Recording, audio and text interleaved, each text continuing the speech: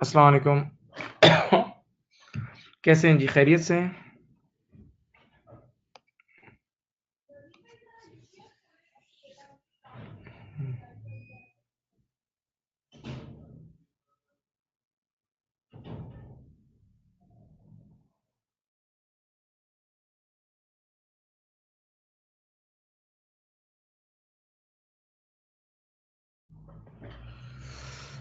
हम स्टार्ट कर रहे हैं। Within a minute or two we are going to start.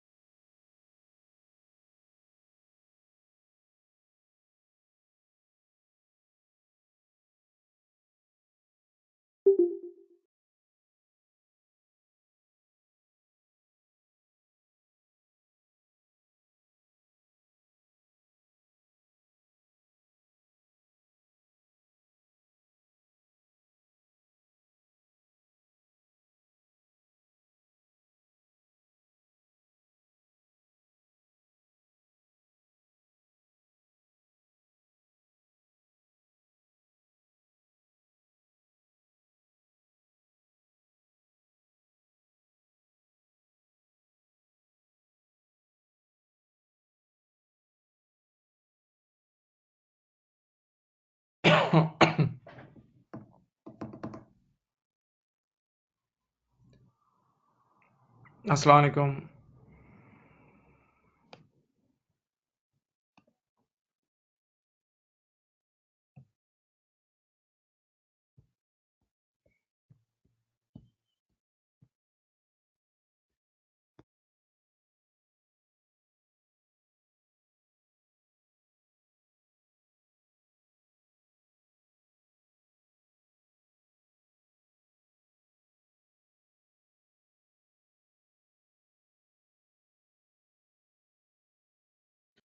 बेटा जी, एवरीथिंग इज परफेक्ट। बताएं।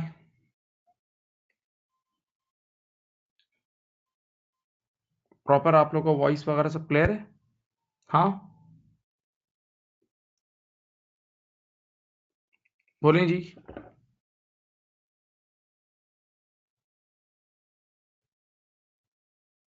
ठीक है।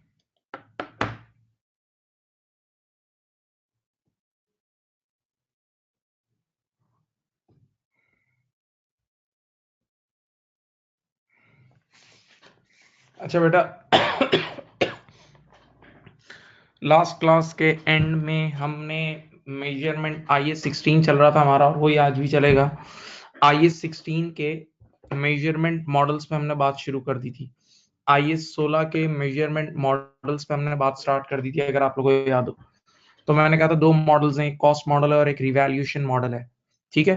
फिर कुछ थ्योरी की स्टेटमेंट्स भी बताई थी कि एक मॉडल पिक कर लेना जब भी आप एसेट बाय करो। फिर सेकंड ये बताया था कि अगर एक बार किसी एक एसेट पे एक मॉडल अप्लाई करा तो उसकी कंप्लीट क्लास ऑफ एसेट पे वही मॉडल अप्लाई होगा, ताकि चेरी पिकिंग ना हो। फिर आप लोगों को बताया था कि, और से सुने, कि अगर आपने एक बार किसी एक एसेट को रिवैल्यू करा तो उसकी पूरी क्लास ऑफ एसेट एक साथ रिवैल्यू होगी, राइट? वरना लोग क्या करते थे, अच्छी अच्छी प्रॉपर्टीज को हर साल रिवैल्यू करते थे, और बेकार वाली जो प्रॉपर्टीज होती थी उनको 5 साल 10 साल में एक बार रिवैल्यू करते थे। ठीक है। फिर ये भी बताया था कि अगर आप रिवैल्यूएशन मॉडल अप्लाई कर रहे हो, अगर आप रिवैल्यूएशन मॉडल अप्लाई कर रहे हो, और से सुने, तो आपको कब कब रिवैल्यू करना है, हर हफ्ते करना है, हर महीने करना है, कब करना है? तो मैंने कहा था वो सफिशिएंसी के साथ होगा, यानी फ्रीक्वेंटली करना है। इतना फ्रीक्वेंटली करना है कि आपकी कैरिंग वैल्यू और मार्केट वैल्यू में मटेरियल डिफरेंस ना हो। कैरिंग वैल्यू और मार्केट में मटेरियल डिफरेंस ना हो। यानी इन शॉर्ट ये बताया था कि जब कभी भी आपके एसेट की मार्केट वैल्यू में मटेरियल चेंज आएगा तो आप रिवैल्यूएशन करोगे, सही है, ये सब बताया था। फिर आप लोगों को मैंने अपवर्ड रिवैल्यूएशन की एंट्रीज कराई थी। पहले तो हमने नॉन डेप्रिशिएटिंग एसेट से स्टार्ट किया था। तो नॉन डेप्रिशिएटिंग एसेट स्टार्ट किया था कि लैंड अपवर्ड रिवैल्यू होता था तो रिजर्व में जाता था, डायरेक्ट डाउनवर्ड होता था तो पीएनएल में जाता था, अपवर्ड के बाद डाउनवर्ड होगा तो क्या होगा, डाउनवर्ड के बाद अपवर्ड होगा तो क्या होगा, ये सब बात की थी, सही है। फिर हमने डेप्रिशिएटिंग एसेट्स अगर रिवैल्यू होते हैं तो उनकी एंट्रीज, तो उसके भी 3 स्टेप्स से आपको एंट्री बनवा दी थी कि कभी भी कोई भी डेप्रिशिएटिंग एसेट अगर रिवैल्यू हो रहा हो तो बस 3 कदम थे, याद है। पहला स्टेप आप चेक कर लेना कि अपवर्ड हुआ है या डाउनवर्ड रिवैल्यू हुआ है। अगर अपवर्ड हुआ है तो रिजर्व है, डाउनवर्ड हुआ है तो पीएनएल है। अब ये था कि उसकी आज तक की जितनी भी डेप्रिसिएशन थी, उसकी आज तक की जितनी भी एक्यूमुलेटेड डेप्रिसिएशन थी, उसको हम रीसेट टू निल कर देते थे, उसको रीसेट टू निल कर देते थे। और थर्ड स्टेप बेटा ये था कि जो भी बैलेंसिंग फिगर होती थी वो एसेट के अकाउंट में चली जाती, ठीक है। ये सब हमने किया था, ये सब हमने लास्ट टाइम कर लिया, मैं सिर्फ याद दहानी करा रहा हूँ आपको, ठीक है। फिर ये जो मैंने आपके सामने जो बोर्ड पे नजर आ रहा है, इस वक्त जो बोर्ड पे नजर आ रहा है, ये एग्जांपल भी डिस्कस की थी कि एक एसेट खरीदा था, फिर उसको आपने रिवैल्यू करा था। एक एसेट आपने खरीदा था, फिर उसको अपवर्ड रिवैल्यू किया था, याद है, तो रिजर्व क्रिएट हुआ था। तो मैंने फिर आपको एक चीज सिखाई थी, एक एक्सेस डेप्रिसिएशन का एक काम सिखाया था, अगर याद हो आपको। मैंने कहा था यूं सोचो, पहले सोचो बैठ के आराम से। मैंने कहा था जरा सोचो कि अगर कभी एसेट अपवर्ड रिवैल्यू होगा, सोचो पहले, अगर अपवर्ड रिवैल्यू होगा तो एसेट की वैल्यू जब ऊपर जाएगी तो उसके आने वाले कल की डेप्रिसिएशन भी बढ़ेगी। एसेट अगर कभी अपवर्ड रिवैल्यू होगा तो जब एसेट की रिवैल्यूएशन अपवर्ड रिवैल्यूएशन होगी तो ऑटोमेटिकली उसके आने वाले कल की डेप्रिसिएशन भी बढ़ेगी। और जब आने वाले कल की डेप्रिसिएशन बढ़ेगी, कुछ एक्स्ट्रा डेप्रिसिएशन बढ़ेगी, एक्स्ट्रा, याद है, तो आने वाला कल का प्रॉफिट भी थोड़ा बहुत कम हो जाएगा। जब आने वाले कल का प्रॉफिट कम होगा तो आने वाले कल की रिटेन अर्निंग भी कम होगी, याद है। तो मैंने कहा था इस तरह तो सब डीमोटिवेट हो जाएंगे, इस तरह तो सब डीमोटिवेट हो जाएंगे क्योंकि आपकी रिटेन अर्निंग कम हो रही है, आपकी रिटेन अर्निंग यानी डिस्ट्रीब्यूटेबल रिजर्व कम हो रहा है, याद है। तो मैंने इंटरनेशनल अकाउंटिंग स्टैंडर्ड ने हमें ये वाली एंट्री बनाने की इजाजत दी थी, याद है, ये वाली, ये देखो, रिवैल्यूएशन रिजर्व रियलाइज की एंट्री, रिवैल्यूएशन रिजर्व रियलाइज की एंट्री। और ये एग्जैक्टली एक्सेस डेप्रिसिएशन यानी एक्स्ट्रा डेप्रिसिएशन के अमाउंट से बनती थी। ये एग्जैक्टली एक्सेस डेप्रिसिएशन यानी एक्स्ट्रा डेप्रिसिएशन के अमाउंट से बनती थी, एक्स्ट्रा डेप्रिसिएशन के अमाउंट से बनती थी, याद है। तो देखो इस एंट्री में क्या हो रहा है, रिवैल्यूएशन रिजर्व खुद खत्म होकर रिटेन अर्निंग में ट्रांसफर हो रहा है, तो इस एंट्री की वजह से आपकी रिटेन अर्निंग बढ़ जाएगी, तो ऑटोमेटिकली उसका इफेक्ट कैंसिल हो जाएगा, ऑटोमेटिकली उसका इफेक्ट कैंसिल हो जाएगा, सही है। तो एक पॉलिसी तो ये थी कि आप हर साल ये वाली एंट्री बनाएं। एक पॉलिसी तो हमने ये पढ़ी थी कि आप हर साल ये एंट्री बनाएं, हर साल आप ये एंट्री बनाएं। और दूसरी दूसरी टेक्निक ये थी, दूसरी टेक्निक ये थी, गौर से सुने, दूसरी टेक्निक ये थी कि आप कंप्लीट रिजर्व को मॉप के वक्त, डिस्पोजल के वक्त रियलाइज कर लें, कंप्लीट रिजर्व को डिस्पोजल के वक्त एक साथ पूरा रियलाइज कर लें, इसकी भी इजाजत है। तो डेप्रिशिएटिंग एसेट के लिए 2 ऑप्शन थे, देखो ये मैंने लिखवाए हुए थे, देख लो, ये देख लो, ये पढ़ो। For depreciating asset 2 options available.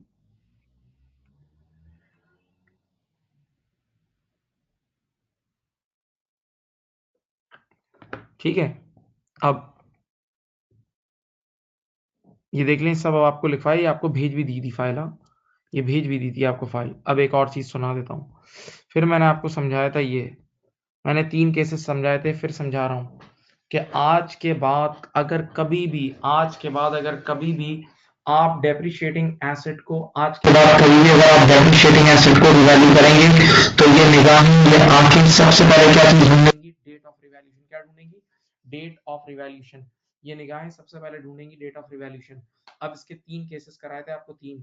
पहला केस, अगर एसेट ईयर के बिगनिंग पे रिवैल्यू हो रहा हो, अगर एसेट कब रिवैल्यू हो रहा हो, ईयर के बिगनिंग पे रिवैल्यू हो रहा हो, तो देखो स्क्रीन पे देख लो। तो जब ईयर के बिगनिंग पे रिवैल्यू होगा तो सबसे पहले उसको रिवैल्यू करके उसकी वैल्यू चेंज कर देना साल के पहले दिन ही। और जब साल के पहले दिन ही उसकी वैल्यू चेंज हो गई तो इस पूरे साल की डेप्रिसिएशन नए स्टाइल से निकलेगी, अपडेटेड अमाउंट यानी मार्केट वैल्यू से निकलेगी, अपडेटेड अमाउंट यानी मार्केट वैल्यू से निकलेगी। और जब इस साल की डेप्रिसिएशन अपडेटेड अमाउंट से निकलेगी तो वो एक्स्ट्रा होगी, उसके अंदर थोड़ी बहुत एक्स्ट्रा भी होगी, तो फिर वो रिवैल्यूएशन रिजर्व रियलाइज वाली एक्सेस डेप्रिसिएशन की एंट्री भी बनेगी। ठीक है, ये पहला केस था। सेकंड केस क्या था कि एसेट ईयर के मिड में रिवैल्यू हो रहा है, याद करो ये भी पढ़ाया था, एसेट ईयर के मिड में रिवैल्यू हो रहा है। अगर एसेट ईयर के मिड में रिवैल्यू हो रहा होगा तो इसका मतलब आधा साल तो गुजर गया, आधा साल तो गुजर गया, तो पहले आधे साल की डेप्रिसिएशन ओल्ड स्टाइल में कैलकुलेट होगी, पहले आधे साल की डेप्रिसिएशन ओल्ड स्टाइल में कैलकुलेट होगी, आधे साल की डेप्रिसिएशन ओल्ड स्टाइल में कैलकुलेट होगी। ठीक है, फिर उसको आप रिवैल्यू करना एसेट को ईयर के मिड में, और फिर रिमेनिंग हाफ ईयर जो आखिरी आधा साल है ना, आखिरी आधे साल को अपडेटेड स्टाइल में सॉल्व करना, आखिरी आधे साल को अपडेटेड स्टाइल में सॉल्व करना, अपडेटेड स्टाइल में उसकी डेप्रिसिएशन निकलेगी, और जब आखिरी आधे साल की डेप्रिसिएशन निकलेगी तो वो ज्यादा होगी, उसमें एक्स्ट्रा का एलिमेंट होगा, उसमें एक्स्ट्रा यानी एक्सेस डेप्रिसिएशन का एलिमेंट होगा आखिरी आधे साल में, आधे साल में रिवैल्यूएशन रिजर्व रियलाइज वाली एंट्री भी बनेगी, वो जो एक्सेस डेप्रिसिएशन के इफेक्ट को कैंसिल करने के लिए बनती थी। Then last and the easiest case is कि अगर आप ईयर के एंड पे रिवैल्यूएशन कर रहे होगे तो क्या होगा, अगर ईयर के एंड पे, तो ये तो सबसे आसान है, ईयर के एंड पे रिवैल्यू करने का मतलब पूरा साल तो गुजर गया बेटा, सोचो ईयर के एंड पे रिवैल्यू करने का मतलब पूरा साल तो गुजर गया, तो अब क्या करेंगे, अब आप गौर से सुनना, ऐसी सूरत हाल में पूरे साल की डेप्रिसिएशन ओल्ड स्टाइल में निकालेंगे, पूरे साल की डेप्रिसिएशन ओल्ड स्टाइल में निकालेंगे, फिर ईयर के एंड पे रिवैल्यू करना, रिवैल्यू कर दिया, अब जो अगले साल आएगा ना, नेक्स्ट ईयर से आप वो रिवाइज डेप्रिसिएशन निकलेगी, नेक्स्ट ईयर से आप मार्केट वैल्यू के हिसाब से डेप्रिशिएट करना, और नेक्स्ट ईयर से वही एक्सेस डेप्रिसिएशन वाली रिवैल्यूएशन रिजर्व रियलाइज की एंट्री बनेगी। ठीक है, तो ये चीजें जरूर देख लेना, date of revaluation is very very important, date of revaluation is very very important. सही है, ये बातें बदस्तूर कांस्टेंट है कि हम बिल्डिंग को डेप्रिशिएट करते हैं, लैंड को डेप्रिशिएट नहीं करते, हम सिर्फ बिल्डिंग को डेप्रिशिएट करते हैं, लैंड को डेप्रिशिएट नहीं करते, हम लैंड को डेप्रिशिएट नहीं करते हैं। ओके राइट, अब एक एक करके सवाल आपके सामने रखता हूं, और जो सवालात हैं उनमें से कितने ऐसे हैं जो मुझे याद है फाइनल अकाउंट में आ चुके हैं, क्योंकि अब ये टॉपिक नॉर्मली फाइनल अकाउंट तो बाद में भी एक बार आएगा, तो अभी से उस वही सवालात में करा के, ताकि आपको जब बाद में वो नजर आए तो कोई अजनबियत ना हो, थोड़ा यूज टू हो चुके हो उसके लिए। ठीक है, चलो अब फर्स्ट क्वेश्चन से स्टार्ट कर लेते हैं।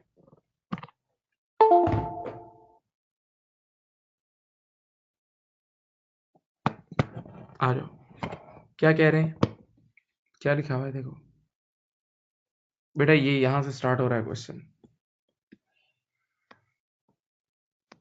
ठीक है जी, आपके पास 1 जनवरी 2016 से लेके दिसंबर 16 तक का अकाउंटिंग पीरियड है। फर्स्ट बेटा प्लीज बी वेरी अटेंटिव, एक एक बात गौर से सुने, 1 जनवरी 16 से लेके 31 दिसंबर 16 का अकाउंटिंग पीरियड है। सही है, ईयर के स्टार्टिंग पे क्या हालात है, देखें, ये देखें क्या हालात है, ये गिवन है, लैंड है आपके पास, उसकी कॉस्ट है 5000, उसकी कॉस्ट इसलिए गिवन है क्योंकि वो डेप्रिशिएट तो होता नहीं, तो डायरेक्ट कॉस्ट गिवन है, और बिल्डिंग की आपको सीवी का मतलब carrying value, carrying value means NBV, building की एनबीवी गिवन है 20000, बिल्डिंग की NBV net book value given है 20000। सही है, अब आपको चाहे तो लिख भी लें, डेट ऑफ रिवैल्यूएशन है ईयर का बिगनिंग, ईयर का बिगनिंग, पहला सवाल जो मैं करा रहा हूं उसमें ईयर के बिगनिंग में रिवैल्यूएशन हुई है।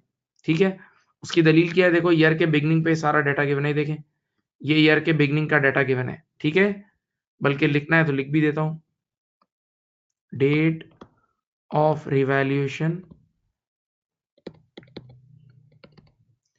1st January 2016, date of revaluation 1st January 2016, यही है, तो ईयर के स्टार्टिंग में रिवैल्यूएशन हो रही है। अच्छा बेटा इस चीज का ख्याल रखना कि बेशक जमीन और बिल्डिंग दोनों है, लेकिन दोनों को अलग अलग हम रिवैल्यू करेंगे, क्योंकि बिल्डिंग रिवैल्यू होने के बाद डेप्रिशिएट भी होगी, बिल्डिंग रिवैल्यू होने के बाद डेप्रिशिएट भी होगी, जबकि जमीन डेप्रिशिएट नहीं होगी। ठीक है, पहले बिल्डिंग को निपटाते हैं, आइए आराम से सुने। बताओ बिल्डिंग की ईयर के स्टार्टिंग पे एनबीवी 20000 है बेटा, देखें बिल्डिंग की ईयर के स्टार्टिंग में एनबीवी 20000 है, जबकि MV, MV means market value, MV means market value, building की ईयर के स्टार्टिंग पे प्यारे बच्चों मार्केट वैल्यू देखो कितनी है 32, तो हम 20,000 की बिल्डिंग पे ऑलरेडी खड़े हैं और वो हो गई है कितने की 32, तो इसका मतलब वो 18,000 से बढ़ गई है। तो हम यहाँ लिख देंगे, ये देखें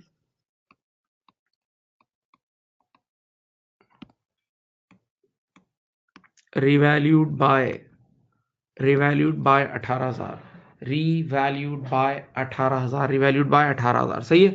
अच्छा अब एक बात सुन लो, बेशक मैंने तुम लोगों को एंट्रीज बनाना सिखाई लेकिन अब बनाने की जरूरत नहीं है। फाइनल अकाउंट में एग्जामिनर के ऑफिशियल सोल्यूशन में कहीं भी एंट्री नहीं होती, बस हमें पता है कि अपवर्ड रिवैल्यूएशन हुई है, तो 18 लिख रहा हूँ, सॉरी 12,000 है, ये ऊपर जाएगा 12, माजरत। तो ये जो रिवैल्यूड बाय 12,000 है, मुझे भी पता है, आपको भी पता है कि 12,000 का रिजर्व क्रिएट हो जाएगा, 12,000 का एक रिजर्व क्रिएट हो जाएगा, सही है। अब अगली बात, एक बार एसेट रिवैल्यू हो जाए ना, तो आज के बाद मार्केट वैल्यू से डेप्रिशिएट होता है, market value divide by remaining life, याद है, market value divide by remaining life. तो अब मार्केट वैल्यू देखो 32,000 है और रिमेनिंग लाइफ कितनी गिवन है, देखो रिमेनिंग लाइफ आपको गिवन होगी 10 ईयर्स, ये रही रिमेनिंग लाइफ है 10 ईयर्स, ठीक है। तो अब मैं आपके सामने इसकी पर ईयर डेप्रिसिएशन निकालता हूं, देखें पर ईयर डेप्रिसिएशन अब इसकी होगी, मार्केट वैल्यू है 32, कोई स्क्रैप वैल्यू नहीं है, डिवाइड बाय 10 ईयर्स, तो this will be 3,200 per annum, ठीक है। अब देखो बेटा, ईयर के स्टार्टिंग में मार्केट वैल्यू थी 32,000 बिल्डिंग की, और इस साल डेप्रिसिएशन कितनी हुई है 3,200, इस साल डेप्रिसिएशन कितनी हुई है 3,200, तो 32,000 में से 3,200 लेस करोगे तो बिल्डिंग की ईयर के एंड की एनबीवी कितनी होगी,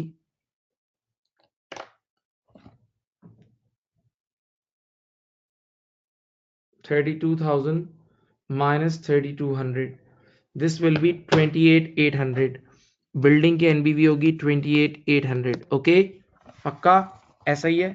अब बच्चे ने फौरन से एक सवाल किया, सर जब ईयर के स्टार्टिंग में ही बिल्डिंग अपवर्ड, सोचो जब ईयर के स्टार्टिंग में ही बिल्डिंग अपवर्ड रिवैल्यू हो गई थी, तो इस साल की डेप्रिसिएशन आपने मार्केट वैल्यू पे निकाली, यानी बड़ी वैल्यू पे, मार्केट वैल्यू जो इस बार बढ़ गई थी तो बड़ी वैल्यू पे निकाली, तो इस साल की डेप्रिसिएशन में कुछ एक्स्ट्रा एलिमेंट भी तो होगा, हाँ बिल्कुल होगा।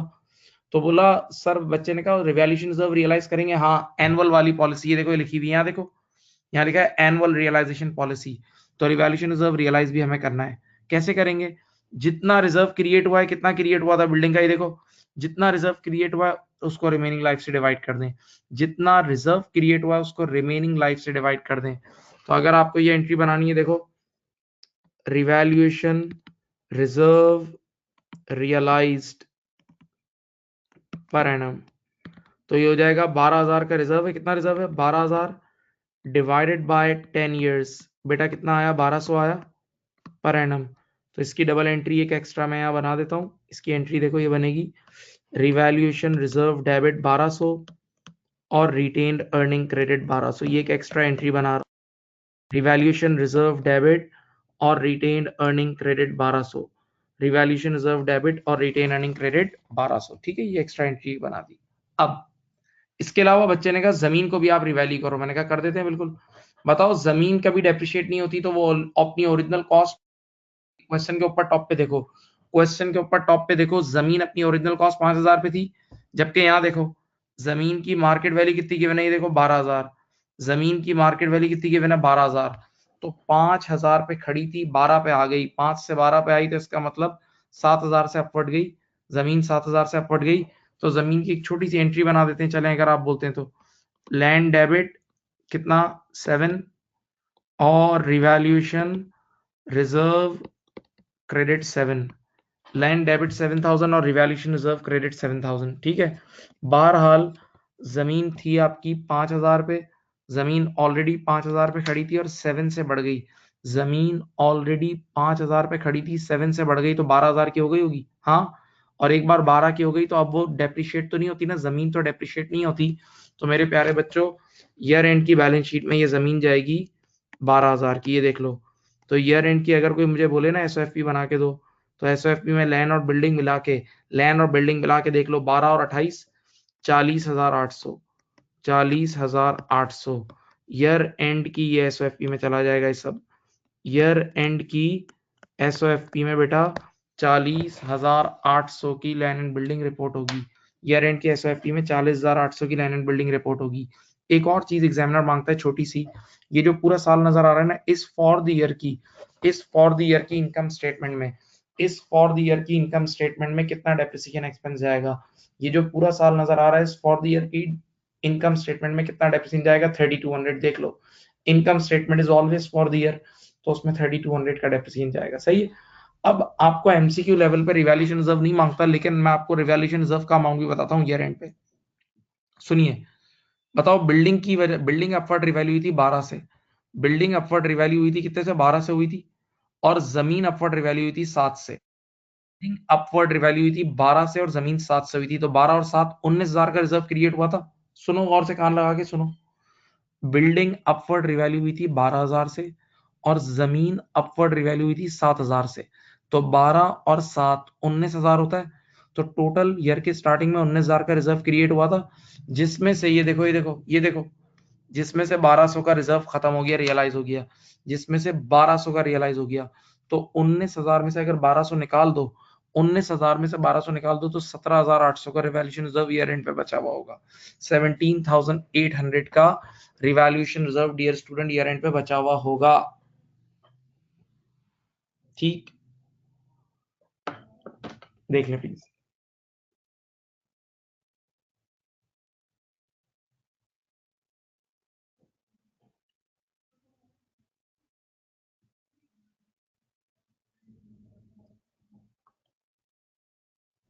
सही।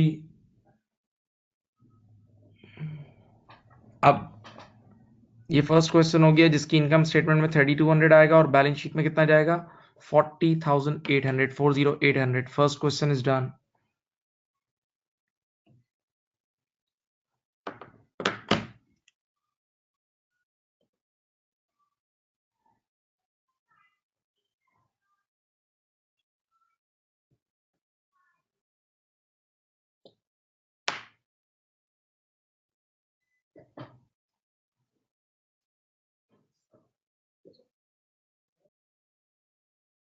अब ये हमने कौन सा केस किया, इसमें हम रिवैल्यूएशन ईयर के बिगनिंग पे कर रहे थे, इसमें हम रिवैल्यूएशन ईयर के बिगनिंग पे हुई है। कब हुई है, ईयर के बिगनिंग पे।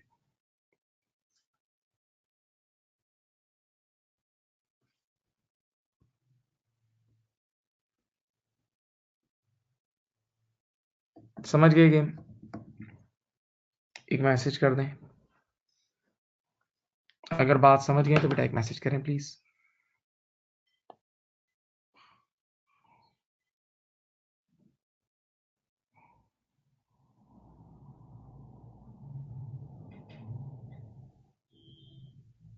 चलो डियर स्टूडेंट, सेकंड केस की तरफ हम मूव कर रहे हैं। आइए देखें, बहुत आराम आराम से सुनिएगा, कोई इतना मुश्किल नहीं है।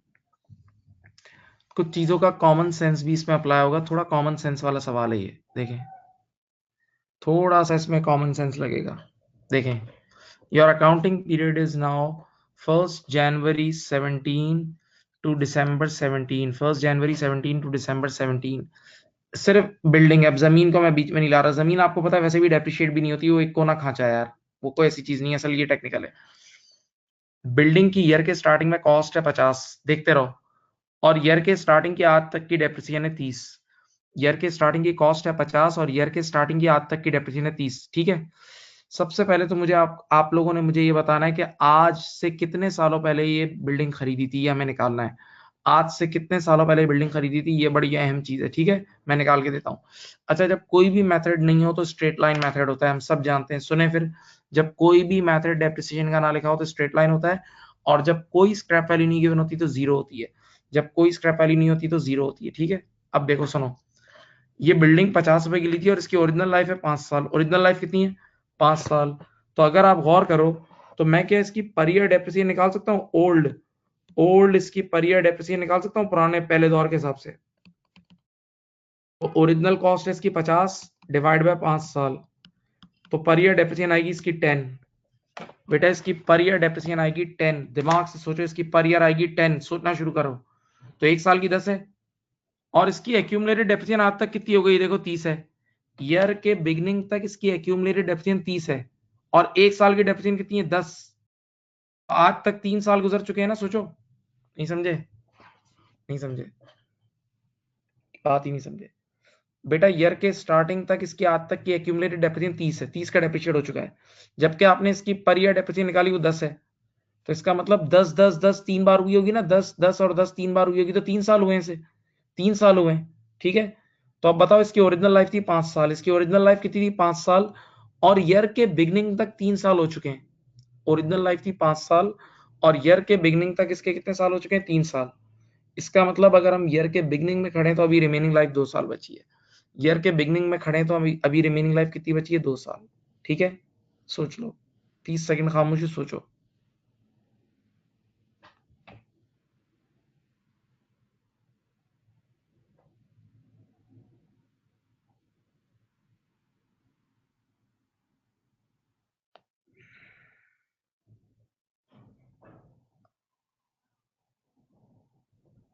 अब बेटा ये केस क्या है, आपकी बिल्डिंग रिवैल्यू हो रही है ईयर के मिड में। ये देखो ईयर के मिड में डाटा गिवन है, ये देख रहे हो, ईयर के मिड का डाटा गिवन है, ईयर के मिड में आपको मार्केट वैल्यू गिवन है। तो जब कभी भी कान खोलो एसेट ईयर के मिड में रिवैल्यू हो रहा होता है, इसका मतलब आधा साल गुजर गया ना, तो पहला हाफ ईयर ओल्ड स्टाइल में डेप्रिशिएट होगा, पहला हाफ ईयर ओल्ड स्टाइल में डेप्रिशिएट होगा। कान खोल लो, ओल्ड स्टाइल में देख लो, कोई स्क्रीन पे नजर आ रहा है, 1 साल की 10 होती है। ओल्ड स्टाइल में 1 साल की कितनी होती है, 10, तो आधे साल की होगी 5। ओल्ड स्टाइल में 1 साल की 10 होती है, तो आधे साल की डेप्रिसिएशन होगी 5। ठीक है, अब पूरे डाटा को मैं ईयर के मिड में लेकर आ रहा हूँ, कंप्लीट डाटा को मैं ईयर के मिड में लेकर आ रहा हूँ। इधर देखो बेटा, ओरिजिनल कॉस्ट है इस बिल्डिंग की 50 और ईयर के मिड में इसकी एक्यूमुलेटेड डेप्रिसिएशन अब कितनी हो गई बताऊं। ईयर के स्टार्टिंग में 30 थी, 30 थी, 5 और हो गई, 30 थी, 5 और हो गई, 30 और 5 35 हो गई होगी। तो बेटा मार्केट ये एनबीवी आ रही है कितनी, ईयर के इधर 15, और मार्केट वैल्यू अब मैं लिख रहा हूं यहाँ, मार्केट वैल्यू ऑफ बिल्डिंग ये हो जाएगी 45, मैंने क्वेश्चन में दी हुई थी यहाँ। तो बताओ 15 की एनबीवी है, 15 की NBV and the market value is 45, 15 is the NBV and the market value is 45, that means the asset is going to be revalued by 30। 15 से 40 45 पे आएगा।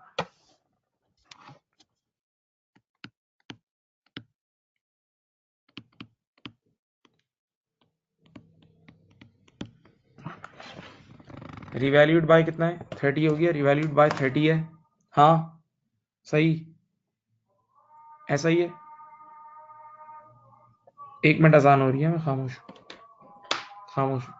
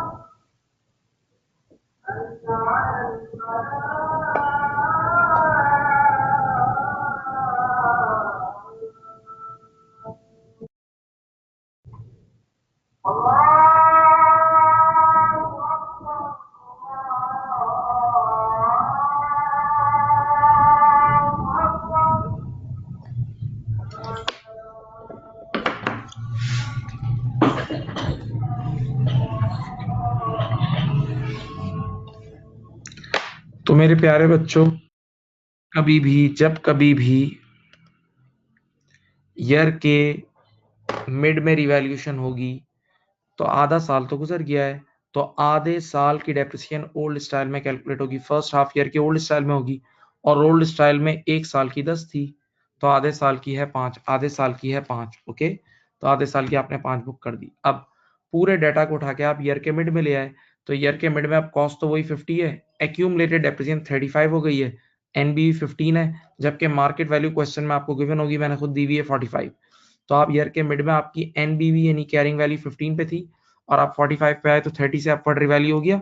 कॉमन सेंस की बात है कि 30 का रिवैल्यूएशन रिजर्व क्रिएट हो गया होगा। कॉमन सेंस की बात है कि 30 का रिवैल्यूएशन रिजर्व क्रिएट हुआ होगा, अपवर्ड रिवैल्यूएशन है। अब एक बार एसेट रिवैल्यू हो जाए, कान खोलो, एक बार एसेट रिवैल्यू हो जाए तो आज के बाद अपडेटेड अमाउंट, कान खोलें, divide by remaining life, updated amount divided by remaining life, updated amount divide by remaining life. तो updated amount is 45, updated amount is 45, market value 45 है ना, डिवाइड बाय रिमेनिंग लाइफ को निकाल देता हूं आपको। याद करो, ओरिजिनल लाइफ 5 साल थी, ओरिजिनल लाइफ 5 साल थी, और ईयर के बिगनिंग तक अभी आप लोगों ने मुझे कहा था कि 3 साल गुजर चुके हैं, ईयर के बिगनिंग तक 3 साल गुजर चुके हैं और आधा साल और गुजरा, ईयर के बिगनिंग तक 3 साल गुजर चुके हैं और आधा साल और गुजरा, तो इसका मतलब 3.5 साल गुजर चुके हैं ना, इसका मतलब 3.5 साल गुजर चुके हैं ना, ईयर के मिड तक 3.5 गुजर चुके हैं ना। हाँ, तो अब अगर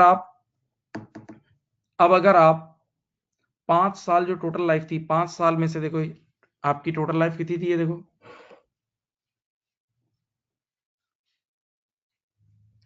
आपकी टोटल लाइफ थी, एक मिनट, आपकी टोटल लाइफ थी 5 इयर्स, जबकि उसमें से लाइफ गुजर कितनी गई थी, 3.5। हाँ, तो रिमेनिंग लाइफ आपकी ऑटोमेटिकली होगी कितनी, 1.5 साल, पक्का आपकी रिमेनिंग लाइफ 1.5 इयर्स होगी।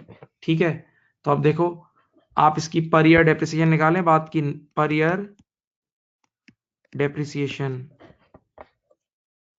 न्यू, ये नई वाली निकाल रहे हो, सही है।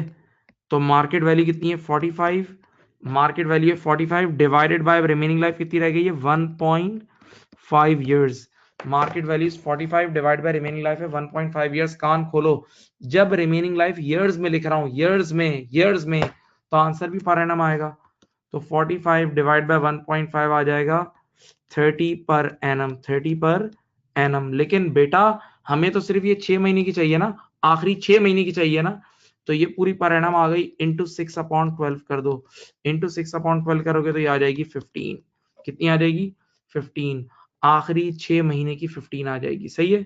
ये देख लो आपके सामने, आखिरी 6 महीने की न्यू स्टाइल में 15 आ गई, तो आपने यहाँ जाके फिट करी कितनी, ये देखें, ये लिख दी डेप्रिसिएशन 15। ठीक है, अब मुझे बताओ ईयर के मिड में ये बिल्डिंग की वैल्यू कितनी हो गई थी, 45, ईयर के मिड में बिल्डिंग 45 की रिवैल्यू हो गई थी, रिवैल्यू होके 45 की चीज मजीद 15 रुपए से डेप्रिशिएट हुई, तो ईयर के एंड पर उसकी एनबीवी कितनी होगी, 30, ईयर के एंड पर उसकी एनबीवी होगी 30, ईयर के एंड पर उसकी एनबीवी कितनी होगी, 30, ईयर के एंड पर उसकी एनबीवी होगी 30। ओके, अब एक सवाल है, सर इस पूरे साल की income statement is always for the year, income statement is always for the year, examiner पूछ रहा है इस पूरे साल की इनकम स्टेटमेंट में कितना डेप्रिसिएशन एक्सपेंस जाएगा, इस पूरे साल की कितना डेप्रिसिएशन एक्सपेंस जाएगा। देखो पूरे साल की बात कर रहा हूँ, पहले 6 महीने का 5 है और आखिरी 6 महीने का 15 है, पहले 6 महीने का 5 है, आखिरी 6 महीने का 15 है, तो 20 चला जाएगा,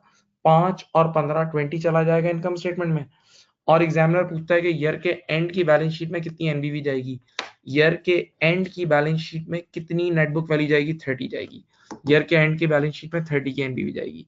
एक और एक्स्ट्रा चीज बता रहा हूं, घबराने का नहीं है, जब ईयर के मिड में एसेट रिवैल्यू हुआ अपवर्ड, जब ईयर के मिड में एसेट रिवैल्यू हुआ अपवर्ड, तो आखिरी 6 महीने की डेप्रिसिएशन अपडेटेड स्टाइल में आई है, आखिरी 6 महीने की डेप्रिसिएशन मार्केट वैल्यू पे आई है, तो वो ज्यादा आई है डेप्रिसिएशन, नहीं उसमें एक्स्ट्रा का एलिमेंट है, एक्स्ट्रा देखते हैं कितना एक्स्ट्रा है। देखो इधर देखो, आंखें खोलो, पहले 6 महीने की थी 5 और आखिरी 6 महीने की है 15, देखो देखो, तो एक्स्ट्रा का एलिमेंट कितना होगा, 10, एक्स्ट्रा का एलिमेंट होगा 10, 10 देख लो आंखों से, पहले 6 महीने की 5 थी और अब हो गई है 15, तो जो एक्स्ट्रा एक्सेस इंक्रीमेंटल का एलिमेंट होगा वो 10 होगा, 10। तो अगर हमारी पॉलिसी ये वाली होगी ना एनुअल वाली, तो हम एक एंट्री और बनाएंगे, रिवैल्यूएशन रिजर्व रियलाइज की, रिवैल्यूएशन रिजर्व डेबिट 10 और retained earning credit 10, revaluation reserve debit और retained earning credit 10, revaluation reserve debit और रिटेन्ड अर्निंग क्रेडिट 10। ऐसा ही है, ऐसा ही है, ठीक। अब क्या क्या चीजें कहाँ कहाँ जाएंगी फिर सुन लें आखिरी बार। इस साल की इनकम स्टेटमेंट में टोटल डेप्रिसिएशन चली जाएगी 20, इनकम स्टेटमेंट में टोटल जाएगी 5 और 15 20, ईयर एंड की बैलेंस शीट में एनबीवी कितनी जाएगी 30। और अगर वो आपसे एक्स्ट्रा एक सवाल पूछ ले कि ईयर के एंड पे कितना रिवैल्यूएशन रिजर्व बचा है, कितना रिवैल्यूएशन रिजर्व बचा है, तो 30 का रिजर्व क्रिएट हुआ था ये देखो, और इस 6 महीने में 10 का रियलाइज हो गया। तो 30 में से जब 10 रियलाइज हो गया तो 20 का बच गया, 30 में से जब 10 रियलाइज हो गया तो 20 का बच गया। ओके,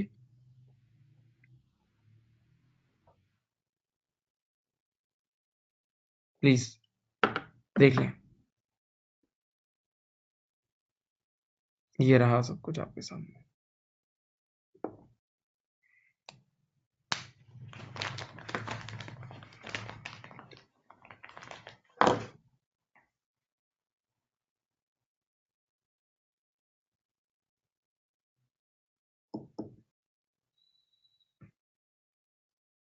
अब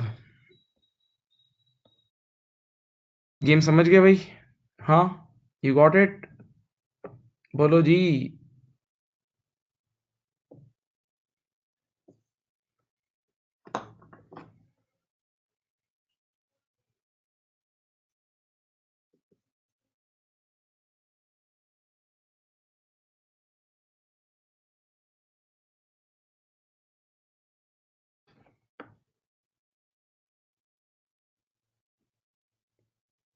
ओके, अब एक सवाल आप लोग मुझे करके दें, चले एक्टिवली कीजिएगा, इसी तर्ज पे होगा, ईयर के मिड में रिवैल्यूएशन हो रही होगी, इसी तर्ज पे होगा।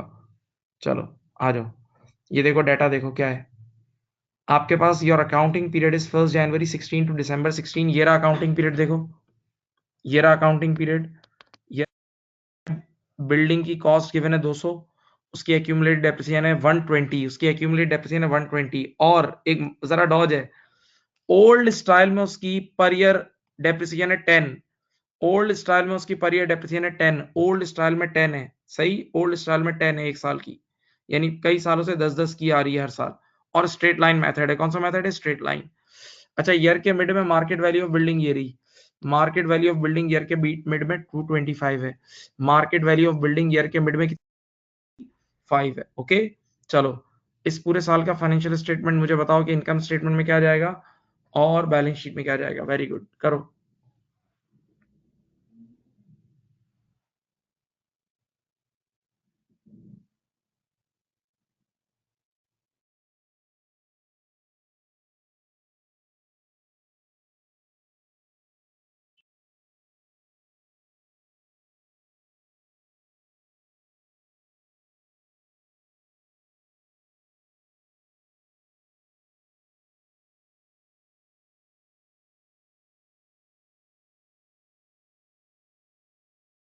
करें बेटा, स्टार्ट करें।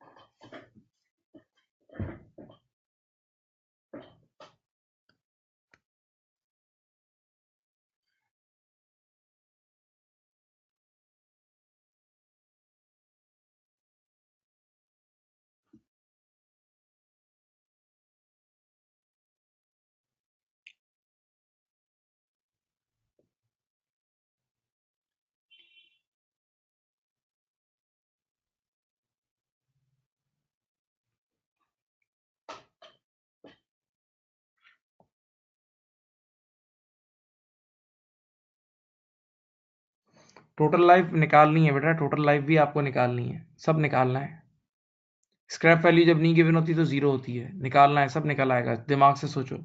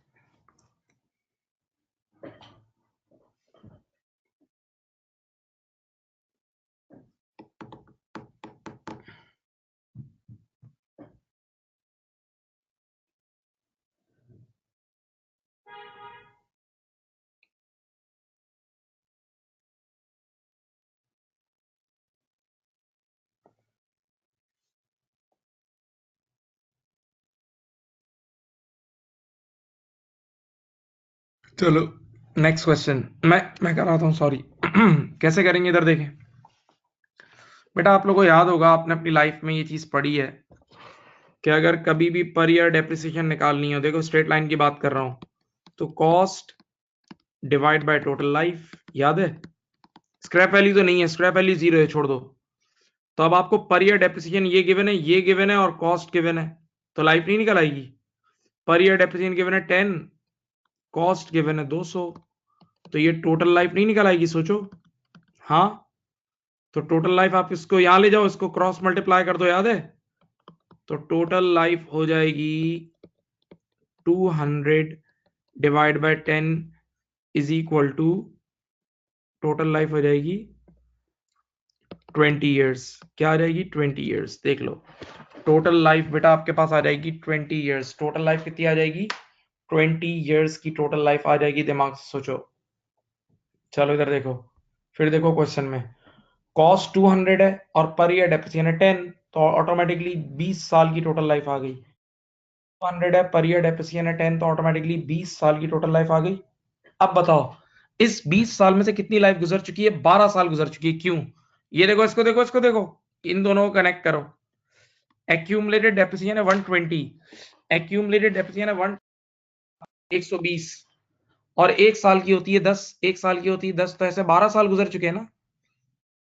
10 करके 12 साल तक हुई होगी ना, 10 10 करके 12, तभी तो 120 हुआ है। हाँ, समझ गए? तो इसका मतलब बेटा ओरिजिनल लाइफ है 20 साल, जिसमें से 12 साल गुजर चुके हैं। ओरिजिनल लाइफ है 20 साल, जिसमें से 12 साल गुजर चुके हैं, तो दैट मींस ईयर के बिगिनिंग में 8 सालों की रिमेनिंग लाइफ बची है। 8 इयर्स की रिमेनिंग लाइफ बची है, 8 इयर्स की रिमेनिंग लाइफ बची है। ओके, अब सामने देखें, जब ईयर के मिड में रिवैल्यूएशन हो रही है, तो पहला half year, first half year old style में डेप्रिशिएट होगा, और ओल्ड स्टाइल में इधर देख लो, सवाल के अंदर ही गिवन है, एक साल की डेप्रिसिएशन होती है 10, ओल्ड स्टाइल में एक साल की डेप्रिसिएशन होती है 10, तो आधे साल की 5 होगी।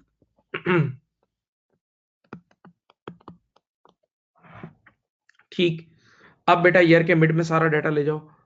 ईयर के मिड में आपकी कॉस्ट वही होगी 200, ठीक है, और आपकी बिल्डिंग की एक्यूमुलेटेड डेप्रिसिएशन हजरात होगी 120 और 5 125, 125 हो जाएगी, तो आपकी बिल्डिंग की एनबीवी हो जाएगी 75। बिल्डिंग की एनबीवी कितनी हो जाएगी? 75। बिल्डिंग की एनबीवी हो जाएगी 75। ओके, जबकि अब बिल्डिंग की मार्केट वैल्यू कितनी है? देखो 225, तो आप 75 पे खड़े हो, 225 पे जाओगे तो 150 से अपवर्ड हो जाएगी। ये इसको बोलेंगे रिवैल्यूड बाय, ये हो जाएगी रिवैल्यूड बाय, यही है बेटा। अपवर्ड रिवैल्यूएशन की वजह से हम सबको पता है रिवैल्यूएशन रिजर्व क्रिएट होगा, अपवर्ड रिवैल्यूएशन की वजह से रिवैल्यूएशन रिजर्व क्रिएट होगा। अब एक बार एसेट अपवर्ड रिवैल्यू हो जाए, तो आज के बाद जो उसकी न्यू डेप्रिसिएशन होगी वो होगी according to market value, according to market value divide by remaining life, market value divide by remaining life. तो market value is 225, market value is 225 divided by remaining life कितनी है? चलो बताओ, रिमेनिंग लाइफ बताओ, याद करो, अभी बताया था टोटल लाइफ 20 साल थी, टोटल लाइफ 20 साल थी, और ईयर के बिगनिंग तक 12 साल हो गए थे, ईयर के बिगनिंग तक 12 साल हो चुके थे और अभी आधा साल और हो गया है, तो 12.5 हो गए, 12.5 हो गए। इसका मतलब बेटा डेट ऑफ रिवैल्यूएशन वाले दिन तक 12.5 ईयर्स गुजर चुके हैं। तो 20 साल में से अगर आप 12.5 ईयर्स निकाल दो, 20 साल में से अगर आप 12.5 ईयर्स निकाल दो, तो रिमेनिंग लाइफ हो जाएगी 7.5 साल, 7.5 ईयर्स। तो रिमेनिंग लाइफ कितनी आएगी? 7.5 ईयर्स। अब जरा सोचो, जब तुम डिनोमिनेटर में ईयर्स लिख रहे हो, ईयर्स ईयर्स ईयर्स, तो आंसर भी पर एनम आएगा, आंसर भी पर एनम आएगा। 220 बाय 7.5, ये हो जाएगा 30, ये आ जाएगा 30 पर एनम, 30 पर एनम। ठीक है, अब आपके पास तो सिर्फ 6 महीने एंड में, तो इंटू 6/12 कर दो, ये आ जाएगा 15। ठीक है बेटा, आखिरी 6 महीने की डेप्रिसिएशन कितनी आ गई? 15। आखिरी 6 महीने की आ गई 15। ठीक है, अब जरा एक मिनट सोचो, आपने एसेट को ईयर के मिड में रिवैल्यू करके कितने पे ले आए थे? 225। 225 की हो गई थी, ईयर के मिड में रिवैल्यू होके बिल्डिंग 225 की हो गई थी। हाँ, 225 में से 15 रुपए की डेप्रिशिएट हो गई, 225 में से 15 रुपए की डेप्रिशिएट हो गई, तो यहाँ एनबीवी हो गई होगी 210। यहाँ एनबीवी कितनी हो गई होगी बोलो? 210।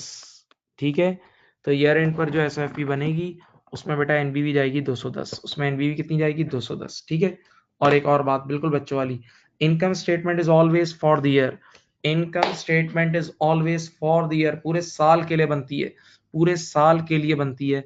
तो पूरे साल का जो डेप्रिसिएशन है वो 5 और 15 है, पहले 6 महीने का 5 है, आखिरी 6 महीने का 15 है, तो 5 और 15 20। इनकम स्टेटमेंट में 20 का डेप्रिसिएशन एक्सपेंस जाएगा, जबकि ईयर एंड की एसओएफपी में 210 की नेट बुक वैल्यू रिपोर्ट हो जाएगी, 210 की 210 की नेट बुक वैल्यू रिपोर्ट हो जाएगी, 210 की नेट बुक वैल्यू क्या हो जाएगी? रिपोर्ट हो जाएगी। ओके,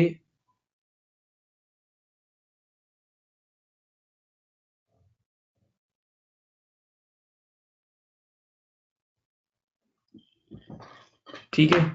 अब उसके बाद अगर आपको एक और एक्स्ट्रा काम करना है, रिवैल्यूएशन रिजर्व रियलाइज की एंट्री बनानी है, रिवैल्यूएशन याद है, एक्स्ट्रा डेप्रिसिएशन, एक एक्स्ट्रा काम कर लें। जब रिवैल्यूएशन नहीं हुआ था तो एक साल की डेप्रिसिएशन 5 थी, 6 महीने की सॉरी, और अब 6 महीने की डेप्रिसिएशन कितनी हो गई? 15। पहले 5 थी और अब 15 हो गई है, तो जो एक्स्ट्रा यानी एक्सेस डेप्रिसिएशन है वो 10 रुपए की है। वो कितनी है? 10 रुपए की है। तो अगर किसी ने वो एंट्री बनानी है तो वो भी बना सकता है, रिवैल्यूएशन रिजर्व डेबिट 10, बस ये।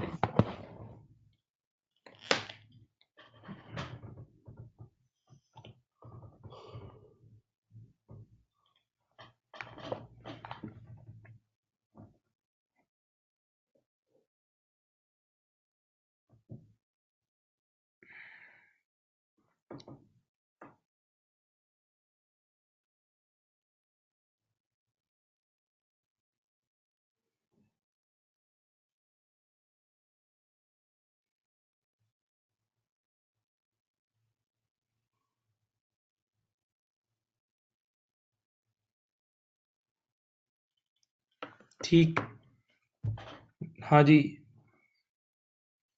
अब नेक्स्ट क्वेश्चन आ जाए।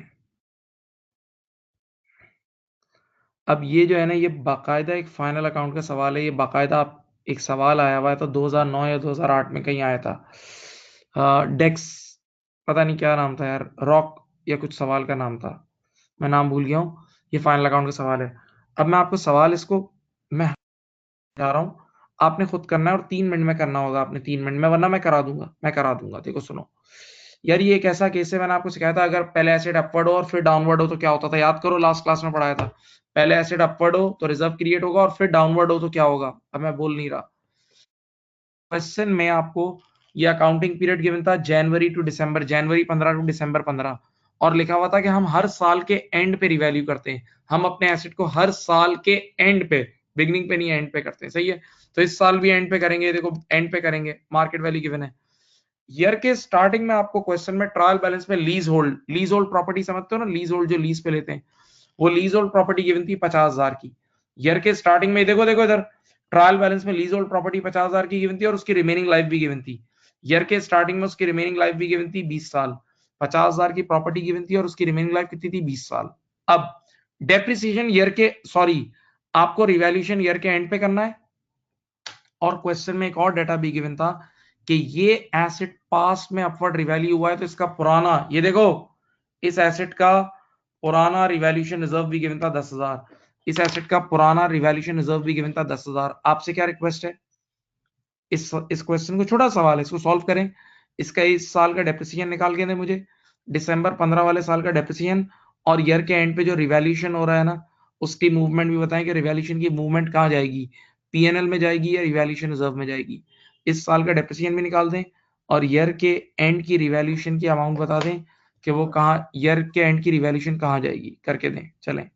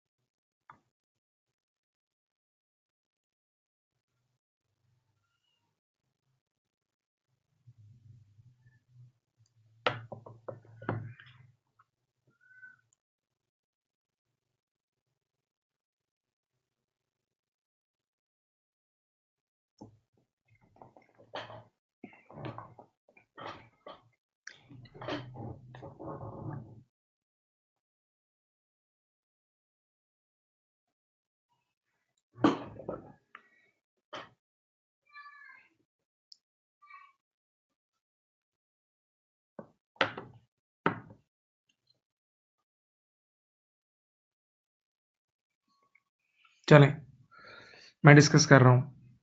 सीधी सी बात, ये देख लो सीधी सी बात है, मैंने कहा ना ये लोग हर साल के एंड पे रिवैल्यू करते हैं, एंड पे। तो ये केस आपको ऊपर ही पढ़ाया था आज भी और पहले भी सुनाया था कि जब भी एसिड ईयर के एंड पे रिवैल्यू हो रहा हो तो पहले डेप्रिशिएट करना फिर रिवैल्यू करना। पहले इस पूरे साल की डेप्रिसिएशन निकाल लो, पहले इस पूरे साल की डेप्रिसिएशन निकाल दो, आसानी से निकलेगी। एसिड ईयर के बिगनिंग में 50,000 का है और लाइफ कितनी है 20 साल, लाइफ कितनी है रिमेनिंग लाइफ 20 साल, तो 50,000 डिवाइड बाय 20। अगर इस साल की डेप्रिसिएशन निकालनी है तो सिंपल ये देख लो कितनी आई, 2500 आ गई। इस साल की डेप्रिसिएशन 2500 आ गई। अब बताओ 50,000 का एसेट था ईयर के बिगनिंग में और 2500 से डेप्रिशिएट हुआ है। 50,000 का एसेट था और कितने से डेप्रिशिएट हुआ है 2500 से। तो ईयर के एंड पर इस लीज होल्ड की ईयर एंड पर एनबीवी कितनी होगी बेटा, 50,000 माइनस 2500 इज 47,500। ईयर के एंड पे लीज होल्ड होगा 47,500 का। अब आप मुझे बताओ ईयर के एंड पर यह है 47,500 का और अब एकदम 43 पे आ गया, 47,500 से एकदम 43 पे आ गया तो 4500 से डिवैल्यू हो गया। मैं यहां लिख रहा हूं डिवैल्यूड बाय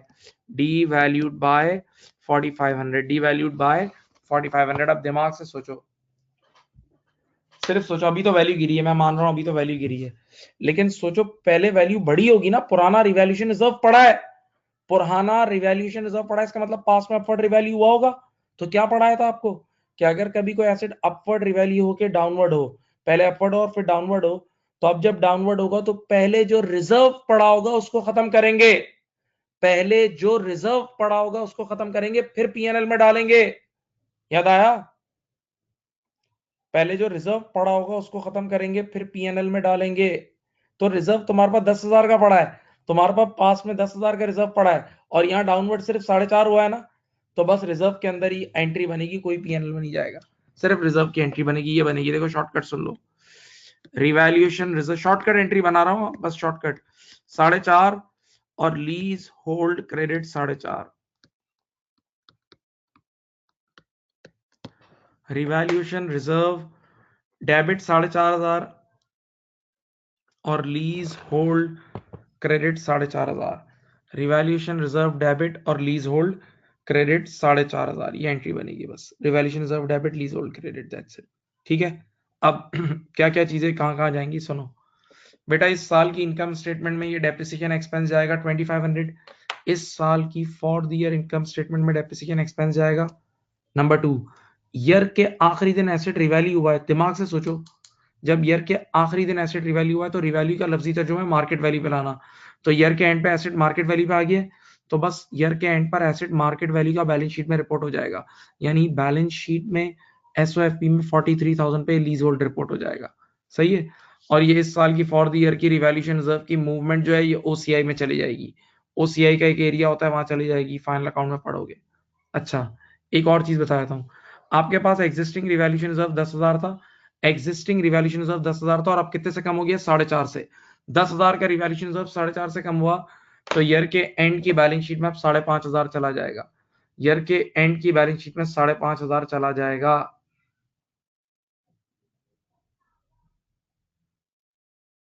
ठीक है, देख लो भाई, समझ गए, समझ गए।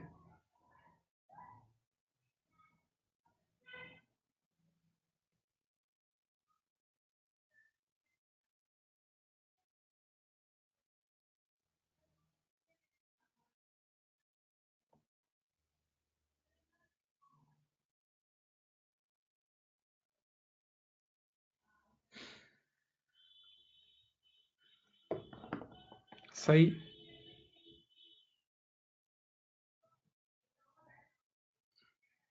अब मैं आपको एक और पास्ट पेपर मुझे याद है, वो भी मैं कराता हूँ, वो भी प्राइस वेल के नाम से आया था, मैं लिखता हूँ आप लोग करें। ठीक है, उसमें क्या है जरा मैं आपको इशारा देता हूँ, पहले वाले साल में एसिड डाउनवर्ड होगा फिर अपवर्ड होगा, ये भी आपको कराया था केस, पहले डाउनवर्ड होगा फिर अपवर्ड होगा। चलो देखो,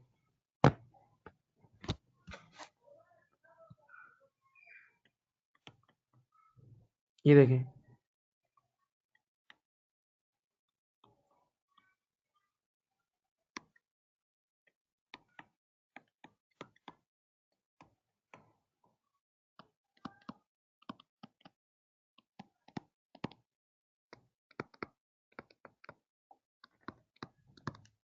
सही, आपके पास एक एसेट है,